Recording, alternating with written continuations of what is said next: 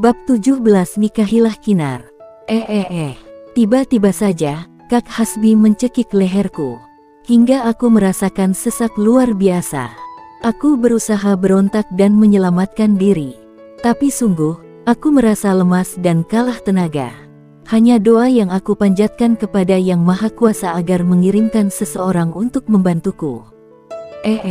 Tanganku mencengkeram tangannya, dan berusaha melepaskan diri. Uhuk, aku terbatuk-batuk saat Kak Hasbi melepaskan cekikannya. Bagaimana? Tanyanya. Dia tersenyum menyeringai, menatapku sinis, lalu keluar dengan tergesa dari kamar ini.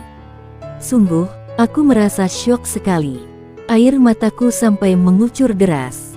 Aku memejamkan mata sambil memegang leherku. Sayang, suara lembut itu membuatku terkejut. Aku membuka mata sambil mendongak, dan benar saja sosok Kak Hasbi sudah ada di hadapanku lagi, entah kapan dia masuk. Tapi wajahnya sungguh berbeda kali ini.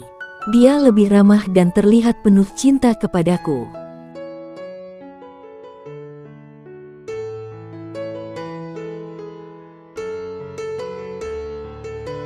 Pergi, teriakku histeris. Ibu, dia akan membunuhku, Bu.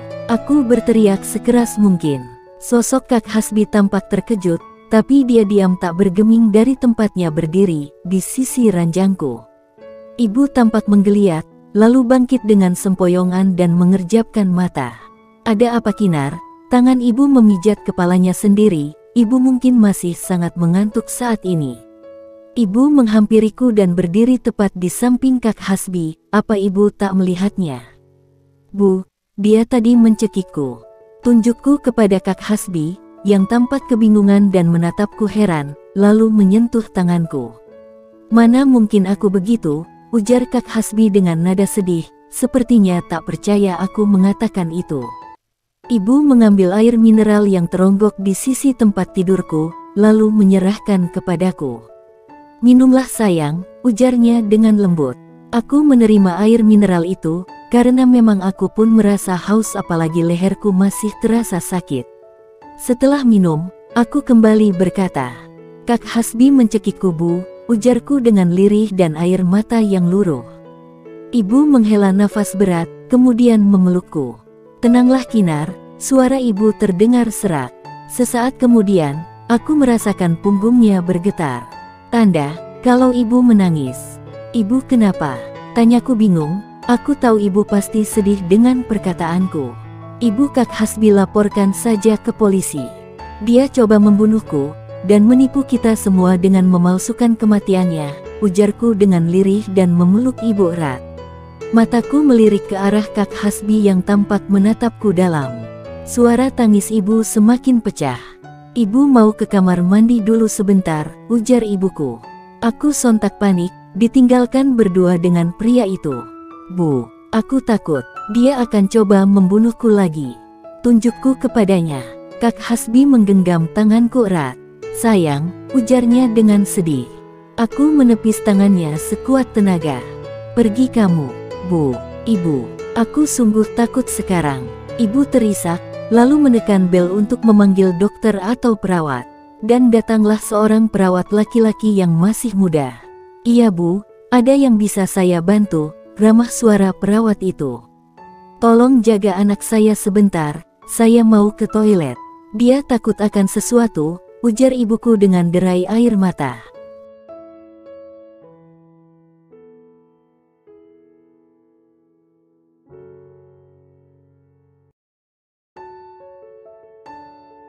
Aku tersentak kaget mendengar perkataan ibuku. Kutatap Kak Hasbi lekat. Apa maksud ibu? Aku halusinasi. Tapi tadi itu nyata, aku bahkan sampai kesakitan. Kupegang leherku yang masih terasa panas. Perawat mengangguk, dan berdiri tepat di samping Kak Hasbi. Ibu sudah masuk ke dalam toilet. Kakak perawat, jujurlah kepadaku, apa kakak bisa melihatnya? Aku menunjuk tepat di muka lelaki jahat itu. Perawat mengikuti arah telunjukku menunjuk, dia tampak mengernyit bingung sepertinya. Apa? Tanyanya. Dia, lelaki jahat itu, sahutku dengan jengkel. Lalu perawat itu menggelengkan kepalanya pelan. Tak ada siapapun di ruangan ini, selain saya, Anda dan Ibu yang tadi masuk ke dalam toilet. Jawaban perawat itu membuatku tercengang. Aku halukah? Aku tertawa getir, dengan air mata menetes. Apa aku gila? Aku meremas kepalaku kuat-kuat. Lalu siapa yang mencekikku? Aku terisak sedih. Perawat itu coba menenangkanku, dan memberiku air mineral. Aku meneguknya cukup banyak, dan sosok Kak Hasbi sudah tak ada sekarang. Aku coba berpikir keras, hingga setelah ibuku keluar dari toilet, perawat itu pun pergi.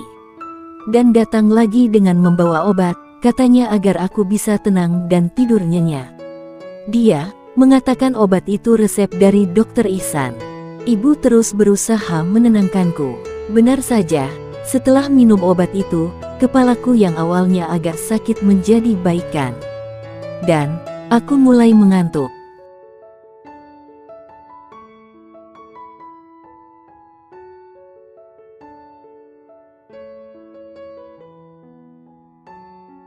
POV Autor. Pagi sekali sekitar jam 5, Raka dan ayah Kinar datang.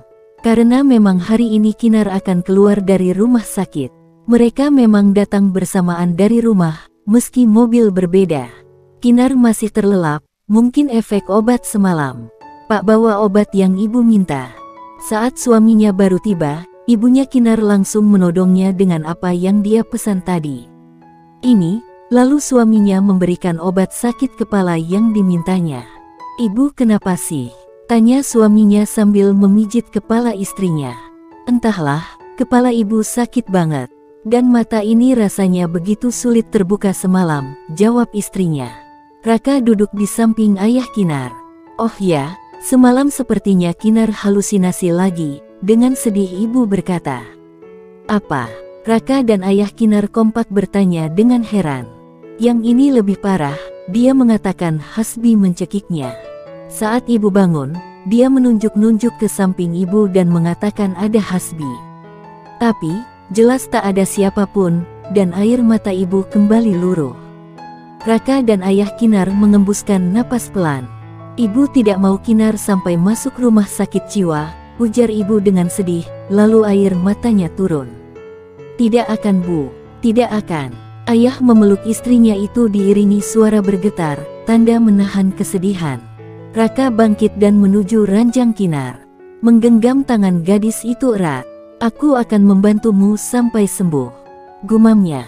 Raka, terdengar suara ayah Kinar memanggilnya. Iya, yah, sahutnya, lalu menghampiri dan duduk di sofa tunggal itu, di tempatnya duduk tadi. Apa kamu tidak keberatan membantu Kinar, menjaganya sampai sembuh? Tanya ayah Kinar penuh harap. Tentu, jawab Raka langsung tanpa berpikir lagi. Terima kasih Raka, kami mempercayakan dia kepadamu, ujar ayah Raka dengan penuh kelegaan.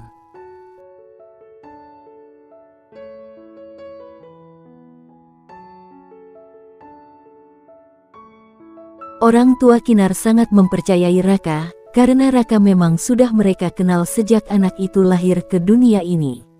Dia bahkan sudah menjadi teman main Kinar sejak bayi. Hingga Kinar dan Raka begitu dekat layaknya saudara. Tak usah bilang begitu. Aku sangat menyayangi Kinar. Dia seperti adik bagiku, sahut Raka. Ibu takut, lirih Rina, ibunya Kinar. Ahmad, suaminya dan Raka menatapnya intens. Tak perlu mengatakan hal yang bukan-bukan, sahut suaminya yang paham maksud perkataan istrinya itu, seraya memeluk dan mengusap punggungnya untuk menenangkan. Iya Bu, Kinar baik-baik saja. Dengan pengobatan yang tepat, dia akan sembuh total, ujar Raka meyakinkan. Terima kasih Raka, jagalah dia dengan baik. Bahkan kalau kamu bersedia, ucapannya terjeda. Raka menyipitkan mata, merasa penasaran dengan apa yang akan dikatakan ibu dari sahabatnya itu. Pun dengan suaminya yang ikut penasaran dengan apa yang akan dikatakan oleh istrinya kepada Raka. Nikahilah dia, ibu hanya percaya sama kamu saja untuk menjaga Kinar, lanjut Rina, ibu dari Kinar. Raka terkejut mendengarnya, begitupun dengan suaminya. Bu, jangan bicara seperti itu. Nanti Raka merasa tidak nyaman, karena merasa terbebani oleh tanggung jawab. Ahmad coba mengingatkan istrinya. Rina diam dengan helaan napas pelan. Dia mengakui apa yang dikatakan suaminya memang benar adanya. Aku akan menikahi Kinar, jika dia memang bersedia. Tanpa diduga, Raka langsung menjawab tanpa ragu. Ceklek, pintu terbuka, bersamaan dengan Raka yang mengatakan hal itu. Raka, apa-apaan kamu? Terdengar suara seseorang yang memekakkan telinga.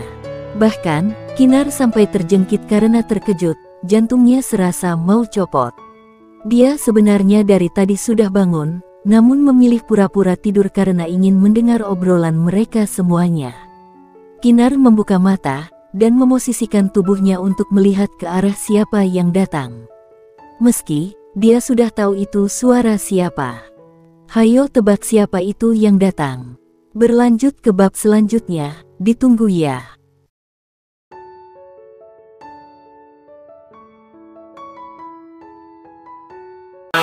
Every day, late at night, not okay. All I want, and I pray